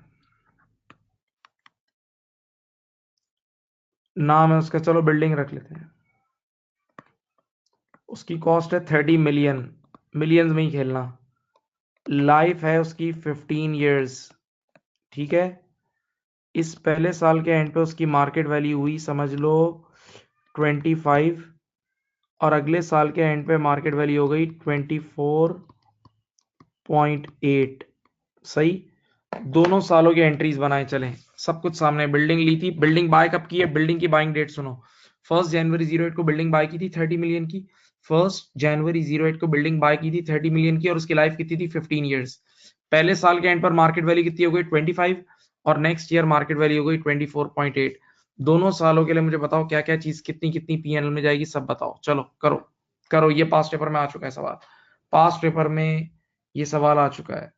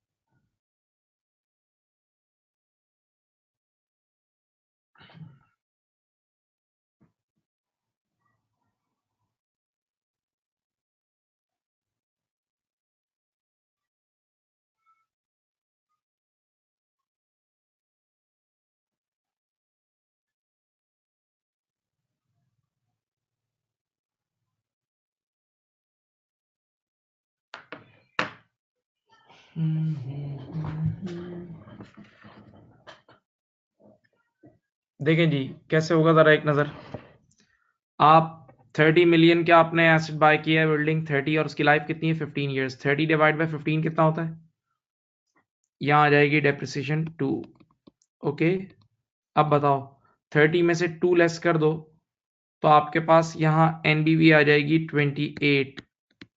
ठीक है, यानी पहले साल के एंड में आपके पास नेट बुक वैल्यू कितनी थी 28, और अब एसेट एकदम 25 पे आया, डायरेक्ट गिरा। तो ये 3 रुपए का आपका डाउनवर्ड रिवैल्यूएशन बोल दो, ये एक्सपेंस हो जाएगा, 1 सेकंड में एक्सपेंस हो जाएगा। याद है? हाँ, आपने पढ़ा है ना कि first time downward revaluation 1 second में पीएल में एक्सपेंस, 3 रुपया एक्सपेंस बुक हो गया पक्का, और एसेट आ गया 25 रुपए पे। एसेट आ गया 25 रुपए पे, सही है। अब देखते रहें, एसेट यहां हो गया 25 का। अब एक बार एसेट रिवैल्यू या डिवैल्यू हो जाए, एक बार एसेट की वैल्यू चेंज हो जाए तो आने वाले कल की डेप्रिसिएशन भी चेंज होगी। एक बार एसेट की वैल्यू चेंज हो जाए तो आने वाले कल की डेप्रिसिएशन भी चेंज होगी, सही है। और आने वाले कल की depreciation updated amount divide by remaining life, updated amount यानी market value divided by remaining life. तो ओरिजिनल लाइफ कितनी थी बेटा? 15 साल। ओरिजिनल लाइफ थी 15 साल, और एक साल गुजर गया तो अब 14 साल रह गए। एक साल गुजर गया तो अब 14 ईयर्स रह गए, 14 ईयर्स रह गए हैं, सही। तो आप क्या करोगे, आज के बाद की अगर डेप्रिसिएशन निकालनी है, इधर देखो, तो एसेट 25 का हो गया डिवाइडेड बाय 14 ईयर्स, देखते हैं कितनी आती है। 25 डिवाइड बाय 14 ईयर्स 1.79, 1.79 की डेप्रिसिएशन है। इसको 25 में से माइनस करो तो ये आ गई 23.2। यहाँ एनबीवी कितनी आ गई 23.2। अब जरा दिमाग से सोचो, दिमाग से सोचो, 23.2 पे खड़े हो, अब मार्केट वैल्यू क्या हो गई 24.8, यानी ऊपर गए, ऊपर गए इस बार। तो ये केस कौन सा है बताओ जरा सोचो, पहले डाउनवर्ड हुआ था लास्ट ईयर और अब अपवर्ड हुआ। तो बताओ 23.2 और 0.8 में कितना डिफरेंस है? 1.6, ये हो गया रिवैल्यू। लेकिन बेटा ये अब मैं आपको एक डायलॉग बोलता हूँ, अगर अल्लाह करे आपको याद हो। मैंने कहा था, मैं बोल रहा हूँ आपको याद आ जाएगा, मैंने कहा था कि आज के बाद कभी भी डाउनवर्ड के बाद अपवर्ड हो, डाउनवर्ड के बाद अपवर्ड हो, तो आपने जितने इसको रिवर्सल बोलते हैं बेसिकली, इसका एक अच्छा सा नाम बताऊं, रिवर्सल है। जितने एक्सटेंड तक का आपने एक्सपेंस बुक किया था ना, उतने अमाउंट तक पहले इनकम बुक करोगे, फिर उसके बाद रिजर्व। जितना पास्ट में एक्सपेंस बुक किया है, सबसे पहले उस एक्सपेंस को उल्टा करोगे, सबसे पहले उस एक्सपेंस को रिवर्स करोगे। तो जितने अमाउंट का आपने पास्ट में एक्सपेंस बुक किया था, आने वाले कल में बेटा उतनी ही इनकम बुक करोगे, उतनी ही इनकम पहले बुक करोगे फिर रिजर्व। ठीक है, तो अब बताओ 3 रुपए का पास्ट में एक्सपेंस बुक किया था और यहाँ 1.6 से अपवर्ड हुआ है, तो बेटा जब 3 रुपए तक इनकम बुक हो सकती है ना, तो 1.6 तो आराम से इनकम बुक होगी। तो ये 1.6 की आप इनकम बुक करेंगे। अब ये पीएनएल में जाएगा, ये 1.6 पीएनएल में जाएगा, ठीक है, राइट। तो बताओ 2009 में इनकम स्टेटमेंट में दो चीजें जाएंगी। दिसंबर 09 में एक तो ये जाएगा डेप्रिसिएशन एक्सपेंस, ये एक्सपेंस है, एक तो ये डेप्रिसिएशन एक्सपेंस जाएगा और एक 1.6 की इनकम जाएगी। एक डेप्रिसिएशन एक्सपेंस जाएगा और एक रिवर्सल 1.6 की इनकम। रिजर्व नहीं होगा, ये इनकम होगी, इनकम इनकम डायरेक्ट। बल्कि एक और बात बोलूं, पास्ट में आपने 3 रुपए का एक्सपेंस बुक किया था, आज रिवर्सल करते वक्त 1.6 की इनकम बुक कर ली। इवन अभी भी एक 1.4 का अमाउंट रह गया जो आने वाले कल में इनकम बुक होगा। अब आने वाले कल में भी अगर ये एसिड ऊपर गया, आने वाले कल में भी एसिड ऊपर गया, तो 1.4 की इनकम आने वाले कल में ही बुक होगी। 1.4 की इनकम पहले आने वाले कल में बुक होगी। सही, किसी ने किया था भाई, बोले। ये पास्ट पेपर में आ चुका है, पास्ट पेपर में आ चुका है। प्राइस वेल लिखना है तो लिख लो, प्राइस वेल नाम ही सवाल में आया था।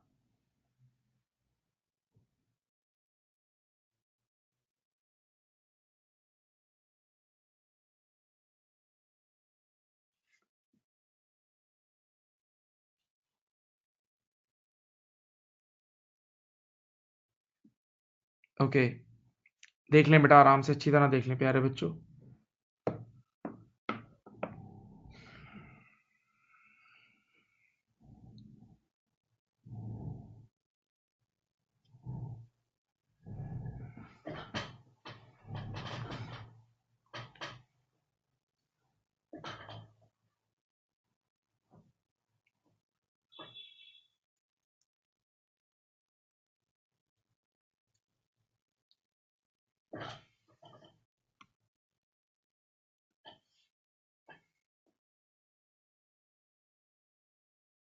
अब मैं एक सवाल लिख रहा हूँ, एक छोटा सा चैलेंजर है। चैलेंजर क्या, एक जरा सा रिवर्स वर्किंग का क्वेश्चन है, आप देखें, आप लोग करें, ट्राई करें।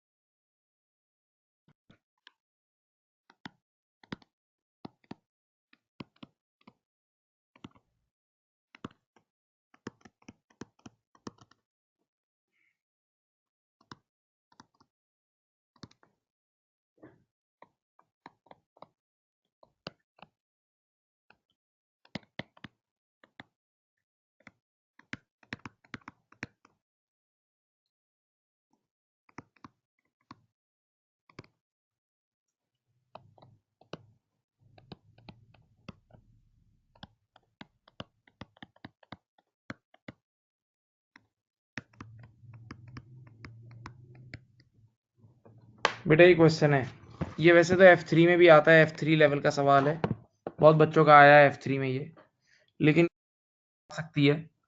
देखें, एक कंपनी ने मशीन बाय की है 9 साल पहले, कितने की बाय की है वो नहीं पता ना जरूरत है, कितने की बाय की वो ना पता है ना जरूरत है, and decided to depreciate it at the rate 4% on cost, 4% on cost, 4%। हम लोग आज तक यहाँ तक पहुंचे हो ना, तो आप लोगों को बचपन में पढ़ाया गया है कि अगर कभी भी परसेंटेज ऑन कॉस्ट गिवन हो, अगर कभी भी परसेंटेज ऑन कॉस्ट गिवन हो, तो आपको लाइफ निकालना आनी चाहिए, टोटल लाइफ। स्ट्रेट लाइन में ये बात पढ़ाया जाता है बच्चों को, F3 में, FA2 में, बचपन में, O लेवल, A लेवल सब में पढ़ाया जाता है।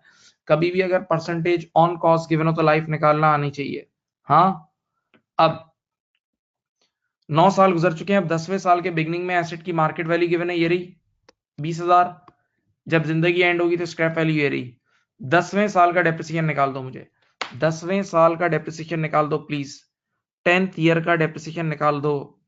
मैं थोड़ी देर खामोश हूं, देखते हैं किसी का आंसर आता है नहीं आता। ईयर 10 का डेप्रिसिएशन मुझे चाहिए, 2-3 मिनट का टाइम दे रहा हूं, उसके बाद मैं करा दूंगा।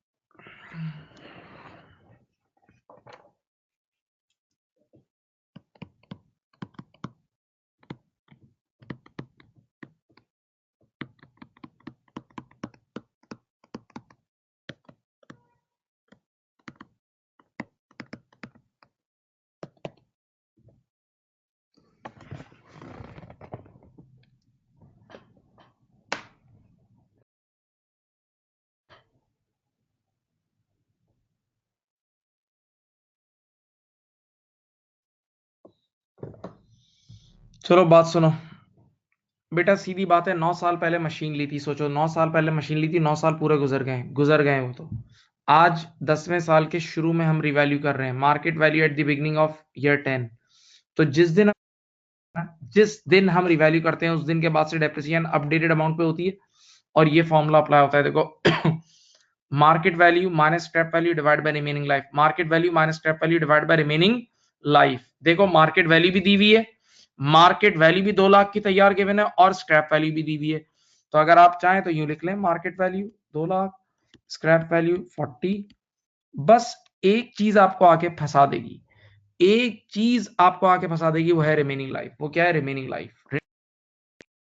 अब मैं आपको एक बात बोलूं, कभी भी रिमेनिंग लाइफ निकालनी है, जैसे अगर आपको मेरी रिमेनिंग लाइफ निकालनी है, तो लेट अस से अगर अभी मेरी एज है 35 और मेरी एज यानी 35 साल जिंदगी गुजर चुकी है, और मेरी किसी ने मुझे बताया कि आपकी टोटल लाइफ होगी 60 ईयर्स, 60 साल।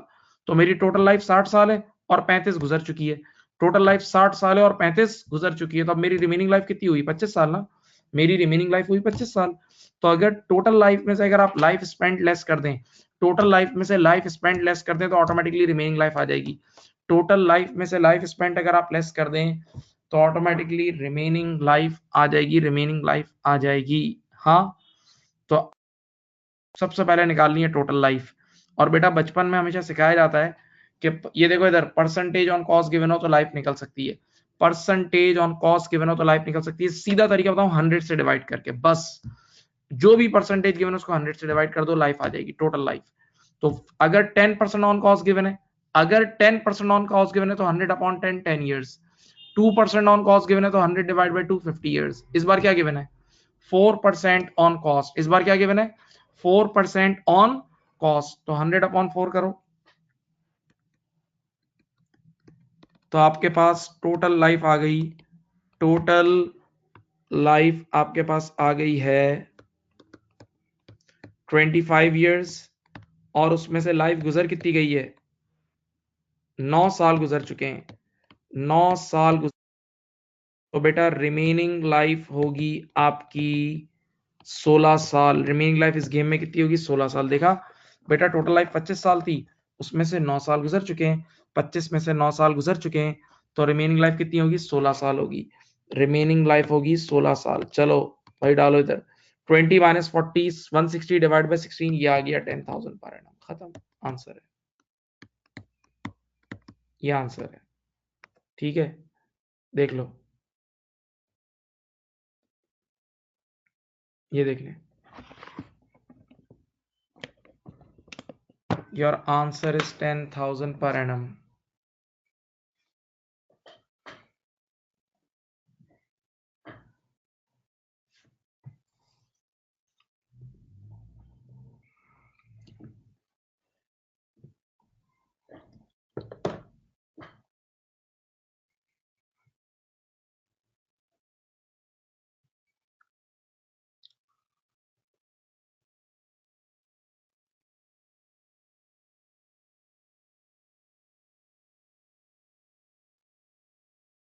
सही,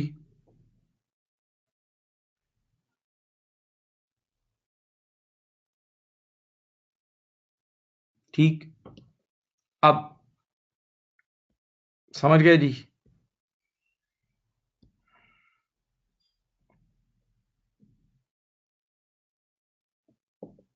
बात समझ में आ गई तो जरा एक मुझे मैसेज करें।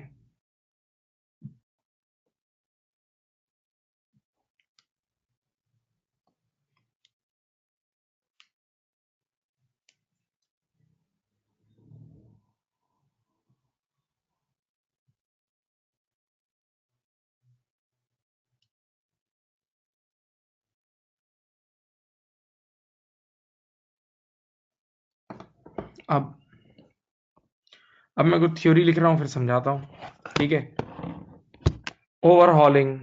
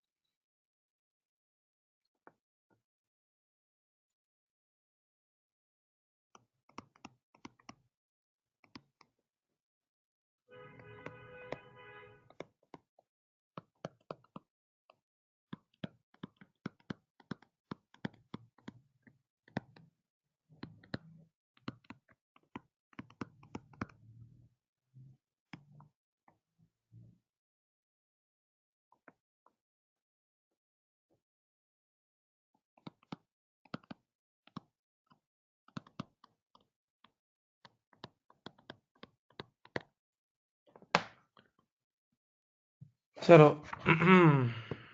जनाब जनाब जनाब जनाब जनाब इधर देख लें।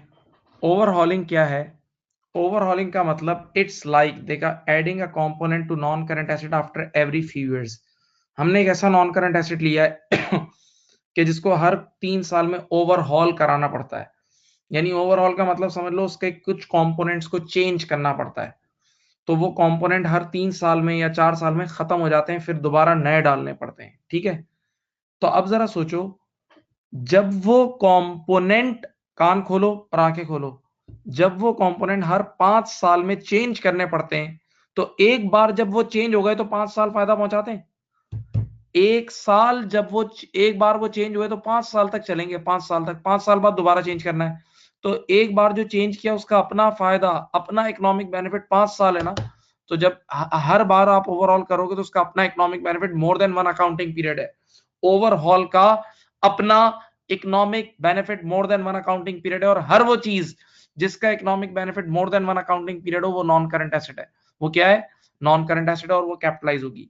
तो इसको भी कैपिटलाइज करेंगे। सही है, कैपिटलाइज करेंगे, और इसकी अपनी जो जिंदगी होगी, जैसे 5 साल है, हमें हर 5 साल में ओवरऑल करना है।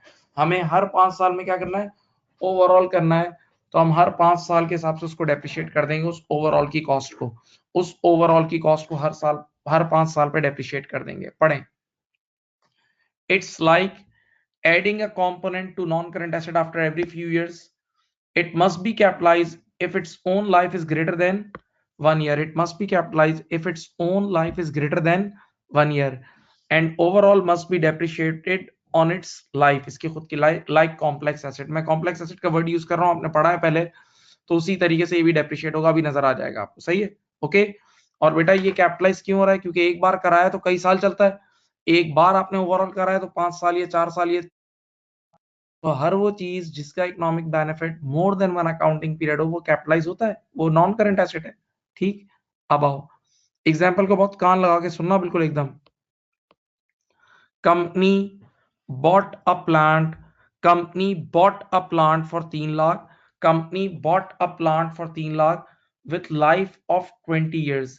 Company bought a plant for 3 lakh with life of 20 years. एक प्लांट खरीदा जिसकी लाइफ 20 साल थी। ठीक है, अब company needs to overhaul it after every 5 साल एट अ कॉस्ट ऑफ 40,000। हर 5 साल का ओवरऑल कराना पड़ेगा। हर 5 साल के बाद 40,000 का ओवरऑल, यानी ये कंपोनेंट ऐड करना पड़ेगा। हर 5 साल के बाद, दिमाग इधर, हर 5 साल के बाद 40,000 का एक कंपोनेंट रिप्लेस होगा। तो जरा सोचो एक मिनट, पहली बार अब जब रिप्लेसमेंट होगी वो 5 साल बाद होगी। सोचो, पहली, तवज्जो, पहली बार अब जब रिप्लेसमेंट होगी वो 5 साल के बाद होगी ना। 5 साल बाद पहली रिप्लेसमेंट होगी ना। तो अभी रिप्लेसमेंट करानी नहीं पड़ रही, इसका मतलब अभी वो चीज लगी हुई है ना। अभी वो चीज लगी हुई है ना, सोचो ना यार, अभी वो चीज है ना। नहीं समझे यार? मैं कह रहा हूं मेरा ये हाथ है ना, मैं हर 5 साल बाद चेंज कराऊंगा। ये हाथ मैं अपने 5 साल बाद चेंज कराऊंगा। तो अब अगली बार चेंज कराऊंगा 5 साल बाद, तो अभी नहीं कराना पड़ा, तो अभी तो लगा हुआ है ना हाथ यार। नहीं समझे बेटा? 5 साल बाद रिप्लेस कराना है, ओवरऑलिंग करानी है, तो अभी नहीं करानी पड़ रही, इसका मतलब अभी तो अंदर वो कंपोनेंट है ना। तो अभी देखो इधर, देखो ब्रेकअप देखो, 3 लाख में से अभी राइट नाउ 40,000 का ये ओवरऑल है, 1000 का ओवरऑल है, जिसकी अपनी लाइफ है 5 साल। इसकी अपनी लाइफ कितनी है? 5 साल। जबकि बताओ रिमेनिंग रिमेनिंग रिमेनिंग प्लांट कितने का है? 3 लाख में से 40 निकाल दो, 260। रिमेनिंग प्लांट 260 का है, और बाकी प्लांट की लाइफ कितनी है? बाकी प्लांट की लाइफ है 20 साल। ये देख लो, आंखें खोलो, इस तरह डेप्रिशिएट होगा, इस तरह ये डेप्रिशिएट होगा, इस तरह ये डेप्रिशिएट होगा। देख लो, इस तरह ये डेप्रिशिएट होगा कि पूरा प्लांट 3 लाख का है, जिसमें से 40,000 का ओवरऑल है। 40,000 का ओवरऑल है जिसकी अपनी लाइफ है 5 साल। तो ये 40,000 अपनी लाइफ पे डेप्रिशिएट, बाकी रिमेनिंग प्लांट है 260 का। बाकी रिमेनिंग प्लांट 260 का है, उसको हम से डिवाइड कर देंगे, उसको हम 20 ईयर्स से डिवाइड कर देंगे, उसको हम 20 ईयर्स से डिवाइड कर देंगे। हाँ, तो अब देखें यहां कैसे होगा पर ईयर डेप्रिसिएशन। इधर देखें, रिमेनिंग प्लांट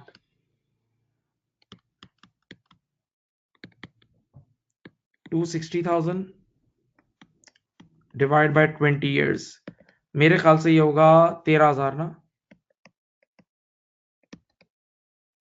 और चलो depreciation overhaul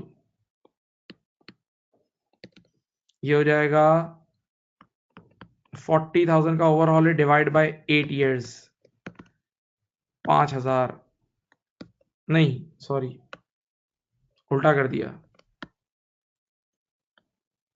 divide by 5 years तो ये होगा 8,000 पर एनम। तो अब एग्जामिनर का पहला सवाल, एग्जामिनर का फर्स्ट क्वेश्चन के depreciation expense for the year कितना जाएगा, टोटल डेप्रिसिएशन एक्सपेंस कितना जाएगा, टोटल डेप्रिसिएशन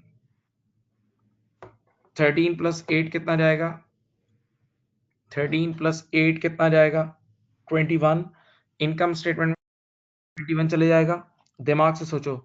और एसओएफपी में एसेट तो इनिशियली 3 लाख का ही था ना, तो 3 लाख में से 21 लेस करोगे तो 279 की एनबीवी चले जाएगी। फिर बोल रहा हूँ बेटा ये दोनों डेप्रिसिएशन फॉर द ईयर है ना, तो 13,000 प्लस 8,000, 13 प्लस 8 21,000 का इनकम स्टेटमेंट में डेप्रिसिएशन चला जाएगा। और एसओएफपी में क्या जाएगा देखो बताता हूँ, एसओएफपी में ये जाएगा, एसओएफपी ईयर 1 में ये जाएगा, देखो कॉस्ट थी एसेट की कितने की 3 लाख और इसकी पहले साल के एंड पे एक्यूमुलेटेड डेप्रिसिएशन है सिर्फ 21, तो ये चला जाएगा 279,000 बस दैट्स इट। तो याद रखो यार ये एक सॉर्ट ऑफ कॉम्प्लेक्स एसेट की तरह ही सॉल्व हुआ ना, एक सॉर्ट ऑफ कॉम्प्लेक्स एसेट की तरह ही ये सॉल्व हो गया, कॉम्प्लेक्स एसेट की तरह ये सॉल्व हो गया। देख लो थ्योरी लिखवा दी है और ये सारी इसकी डिस्कशन है। हाँ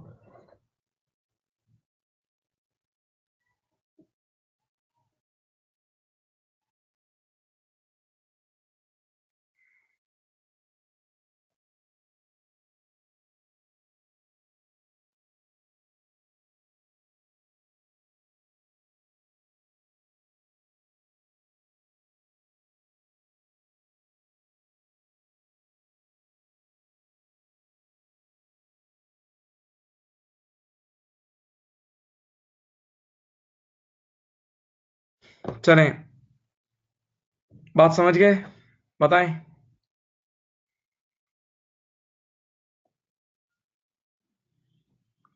अब बेटा आप लोगों को मैं आप लोग के व्हाट्सएप पे कुछ असाइनमेंट सेंड कर रहा हूँ एग्जाम किट के, वो मैं इंशाल्लाह कल डिस्कस भी करूंगा उसमें से कुछ, लेकिन आप लोग उसको लाजमी कर लीजिएगा। और अब आज के दिन के बाद आपको 2 चैप्टर आप पे दिए हो गए, मैं फिर बोल रहा हूँ 2 चैप्टर आपको बुक रीडिंग करनी है, मैं बार बार बोल रहा हूँ 33 IAS 33 और IAS 16, IAS 33 और IAS 16 दोनों की बुक रीडिंग आप पे फर्ज हो गई है बेटा। ऑनलाइन वालों पे तो डबल फर्ज है ना, क्योंकि उनका तो टाइम भी तो बच रहा है, कितना ट्रैवलिंग टाइम सब बच रहा है। तो बेटा अभी रात को ही आज जाग के पढ़ लो, आज ही आप बुक रीडिंग करके फाइनल करो। देखो ये आपको पहले बोला ही, नहीं करोगे तो आप अपने फ्यूचर के साथ जुल्म कर रहे हो, अपने पेपर के रिजल्ट के साथ भी कर रहे हो। ठीक है, तो मैं आपको भी थोड़ी देर में असाइनमेंट भी सेंड कर रहा हूँ। और प्यारे बच्चों मैं आप लोगों को ये स्लाइड्स भी शेयर कर देता हूँ। ठीक है, अपना ख्याल रखिएगा, अल्लाह हाफिज, अस्सलाम वालेकुम।